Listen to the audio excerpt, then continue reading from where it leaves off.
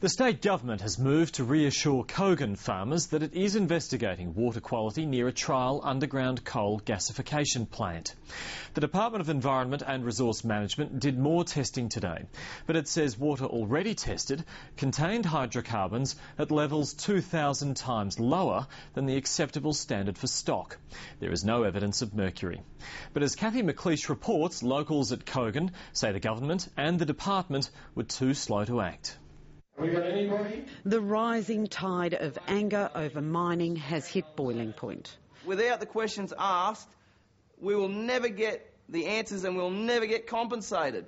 An underground coal gasification burn at one of 3 trial plants in the state left cancer-causing chemicals in water supplies at Kingaroy. After some prompting, the government acted. This is an industry that we would like to see succeed. It can't come at any cost. But landholders near another trial plant at Kogan near Dalby accuse the government of being tardy. They say for more than 4 months it knew of the potential that its water could be contaminated but dragged its heels. We knocked on a lot of doors and just got nowhere. Rob Lowe says farmers in his area became concerned long before the contamination in Kingaroy. After heavy rain in the area, farmers were confronted by an unusual sight. I'd never seen dead turtles before, and we haven't seen any turtles in the creek since. But we are seeing fish. But there's 2 of the fish swimming around and they've got growths on that we've seen.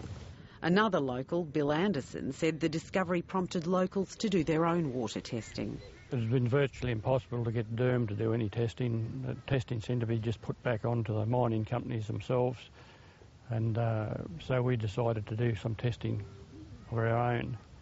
He says the initial results were shocking. The report showed mercury 5 times higher than the Australian guidelines. Farmers say they had no option but to cut off the water source to stock. We sign a vendor declaration when we sell cattle, and if we don't know what's in that water, we can't sign that vendor declaration. After landholders confronted the minister with the test results 2 weeks ago, the Department of Environment and Natural Resource Management responded. Early testing showed the water at Kogan Creek contained hydrocarbons, which can contain benzene and toluene. But in a letter to locals, the department said further analysis would be needed to determine which chemicals were present and at what levels. Landholders told Stateline they were flabbergasted at the time it was taking. Yesterday, the Director-General told Stateline that the department was comfortable with the results of the later testing. Our office has disclosed the testing